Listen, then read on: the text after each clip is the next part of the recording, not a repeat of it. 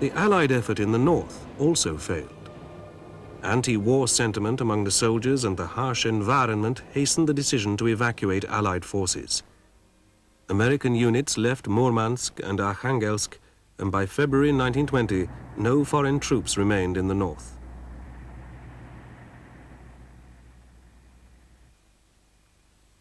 White hopes now focused on Denikin's forces on the southern front. At the beginning of 1919, Denikin was made commander-in-chief of the armed forces of southern Russia.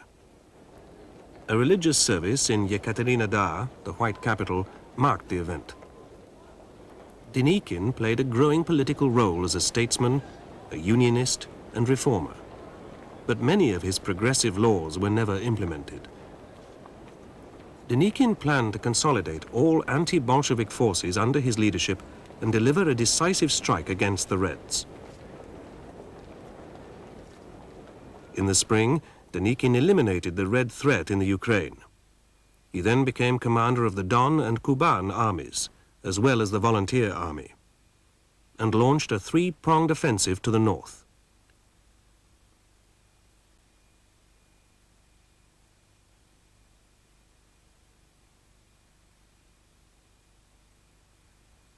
The left flank, commanded by Alexander Kutiepov, took Byelgorod on June the 23rd. 2 days later, General Maevsky reached Kharkov. But the most important action took place at Tsaritsyn, where General Wrangel's Kuban army, supported by British tanks and armored vehicles, stormed the city. Young Cossack General Andrei Shkuro led the cavalry corps, which played a key role in the victory.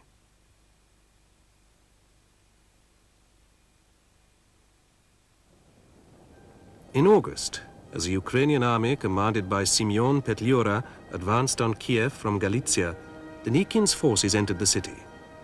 Cooperation between the two leaders was brief. Denikin wanted to preserve Russia as an indivisible state, while Petliura sought to create an independent Ukraine.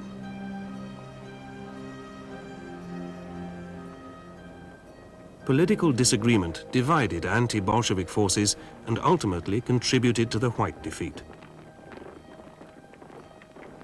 Untrained local conscripts weakened the unity of the White Army. But Denikin believed his forces could prevail. On June the 3rd, he issued the Moscow Directive. His objective was to reach the Bolshevik capital.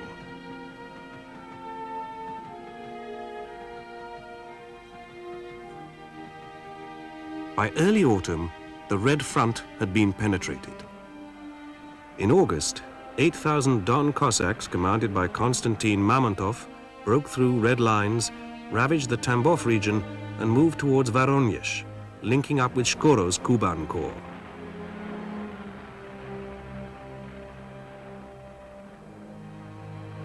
In September, Denikin's men were closer to Moscow than any White troops had been before.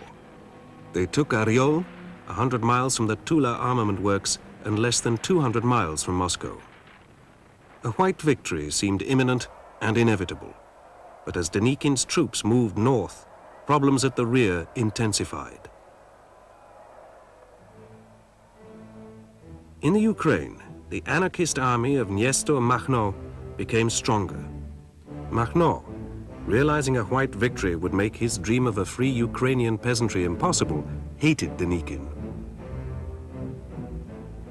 Rejecting all authority and refusing allegiance, he and his men fought fiercely against Germans, Petliura, Denikin, and the Bolsheviks alike. They operated without ideological constraints, making and breaking alliances at will.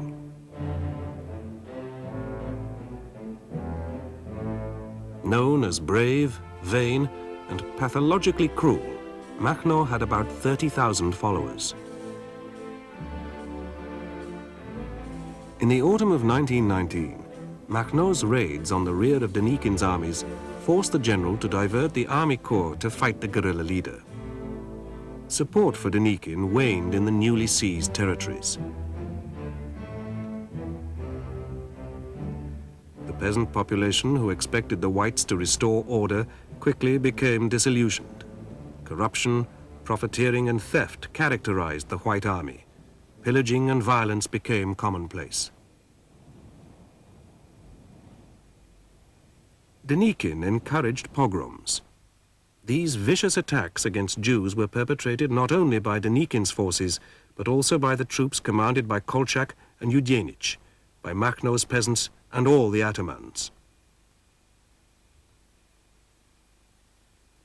Considering anti-Semitism a creative force for national unity, Denikin permitted the extermination of Jews in the Ukraine on a scale only possible with an organized army.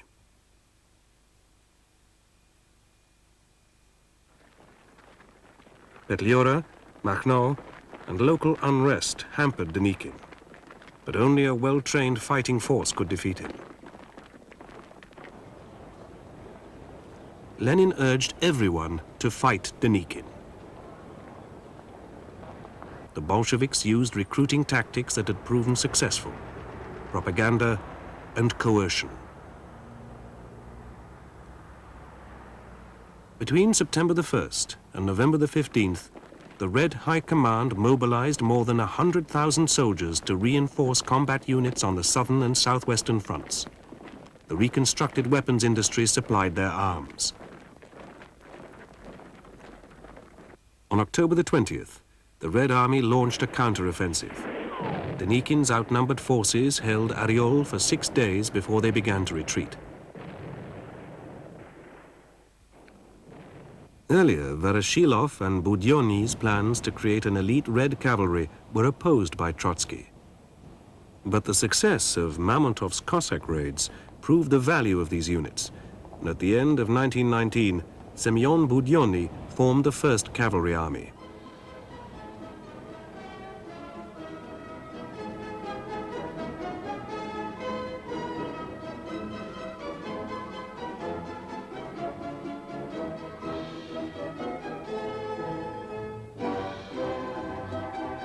Voroshilov and Budyonny played the most critical roles in the victories of this army. Budyonny's cavalrymen proved even more effective than Mamontov's Cossacks. On October the 24th, they defeated the White Cavalry near Voronezh, crossed the Don a month later, and drove a wedge between Denikin's center and his right flank.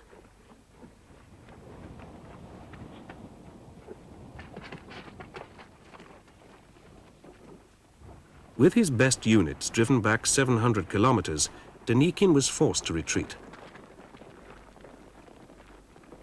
In December, the Red Army recaptured Kharkov, Kiev, Odessa, and later Yekaterinoslav. In early January 1920, the Red Cavalry entered Rostov-on-the-Don. In February, the White Army consolidated its position in the Kuban. Denikin left for the Crimea. Under pressure from his senior officers, he named Baron Wrangel his successor. On April the 4th, he departed for France. In the north, Red forces defended Petrograd.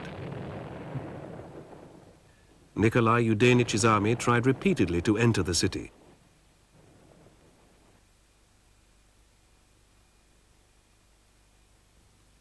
In 1918, former Tsarist General Yudenich had emigrated to Finland and Estonia, and with German support raised an army.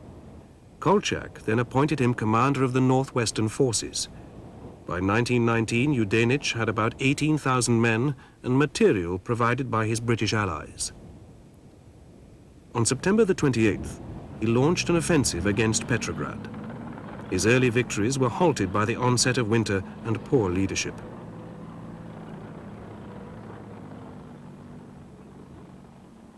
Trotsky went to Petrograd to boost the morale of the city's defenders. He declared that Petrograd is the cradle of revolution and shall be held at any cost. Baltic seamen and workers rallied to strengthen the city's defenses. Within a month, the Reds drove Yudenich from the major strategic sites his army occupied around Petrograd. The Whites retreated to Estonia.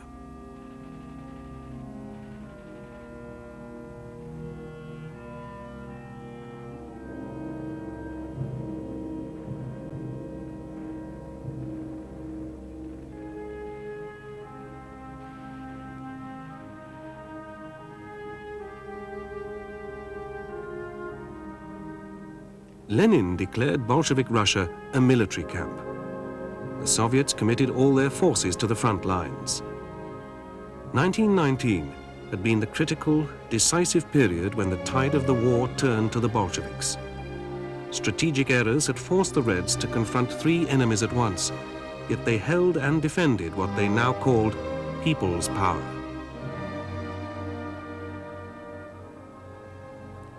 Mass mobilization, iron discipline, effective propaganda, Cheka terror, and Lenin's extraordinary ability to make advantageous concessions gave the Reds the advantage.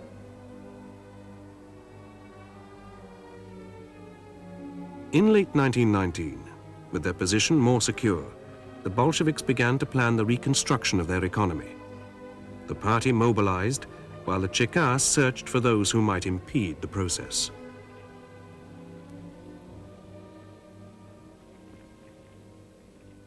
In 1920, the Bolsheviks were opposed by armies in the west and the south.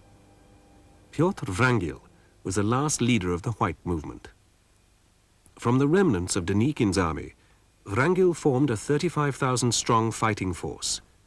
Ignoring British advice to limit his actions to the defense of the Crimea, he fortified this position and prepared an offensive. Although Wrangel commanded the best officer cadre in the Civil War, he realized the impossibility of a victory over the 5 million soldiers of the Red Army. His objective was to conclude an armistice with the most advantageous terms and to keep the Crimea and the southern Ukraine outside Bolshevik control.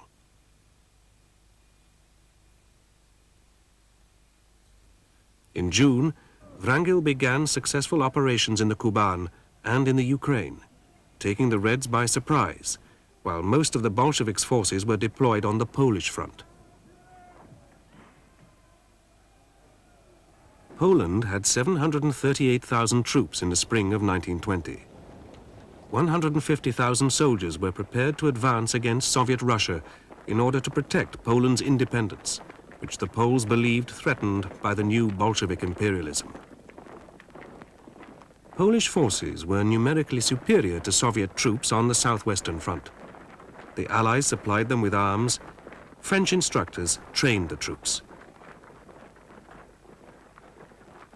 The Poles and Petliura, whose tattered forces had found refuge in Poland, agreed to join forces.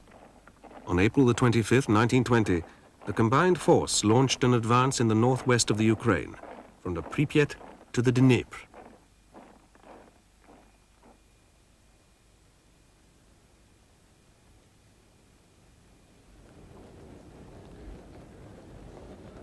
Marshal Józef Pilsudski, a Polish revolutionary and the first head of the Polish state, led the army.